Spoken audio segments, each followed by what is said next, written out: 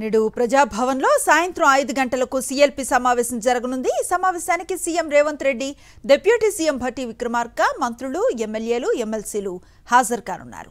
రేపు అసెంబ్లీలో ఇరిగేషన్ పై శ్వేతపత్రం విడుదల లేదా కీలక ప్రకటన చేసే అవకాశం ఉన్నట్లుగా తెలుస్తోంది. మేడిగడ్డపై విజిలెన్స్ నివేదిక విడుదల చేసే యోచనలో ప్రభుత్వం ఉంది. ఇరిగేషన్ పై సభలో పవర్ పాయింట్ ప్రెజెంటేషన్ ఇచ్చేందుకు ప్రభుత్వం కసరత్తు చేస్తోంది. దీనిపై మరింత సమాచారాన్ని మా ప్రతినిధి రాకేష్ అందిస్తారు. రాకేష్,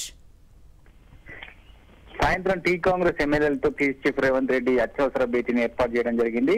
ప్రజాభవన్ లో 5 గంటలకు ఈ సమావేశాన్ని నిర్వహించబోతున్నారు. ముఖ్యంగా రేపు అసెంబ్లీలో ఇరిగేషన్ శాఖ పైన వైట్ పేపర్ రిలీజ్ చేయబోతున్న నేపథ్యంలో రెండు సభల్లో కూడా అటు శాసనసభలో ఇటు శాసన మండలిలో రెండింటిలో కూడా పార్టీ వ్యూహం ఏ విధంగా ఉండాలి, ఎమ్మెల్యేలకు సంబంధించి ఏ అంశాలు ప్రస్తావించాలని దానిపైన కూడా ఈ రోజు దిశానిర్దేశం చేసే అవకాశం కనిపిస్తా ఉంది.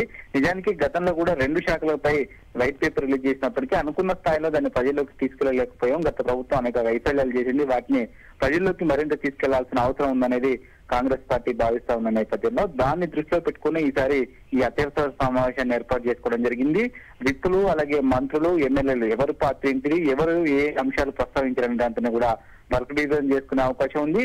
ముఖ్యంగా కాళేశ్వరంలో భారీ అవినీతి జరిగిందనేది మొదటి నుంచి కూడా కాంగ్రెస్ ఆరోపిస్తున్న నేపథ్యంలో ఆ అంశానికి సంబంధించి ఇప్పటికే ఇరిగేషన్ పైన సంబంధించి ఒక వైట్ పేపర్ సిద్ధం చేయడం జరిగింది. కాళేశ్వరం పైన ఇప్పటికే విజిలెన్స్ రిపోర్ట్ కూడా అందిన నేపథ్యంలో రేపు ఉత్తమ్ కుమార్ రెడ్డి మంత్రిగా విజిలెన్స్ రిపోర్ట్ ను అలాగే ఇరిగేషన్ పైన వైట్ పేపర్ రిలీజ్ చేసిన నేపథ్యంలో ఒక పవర్ పాయింట్ ప్రజెంటేషన్ చేయబోతున్నారు.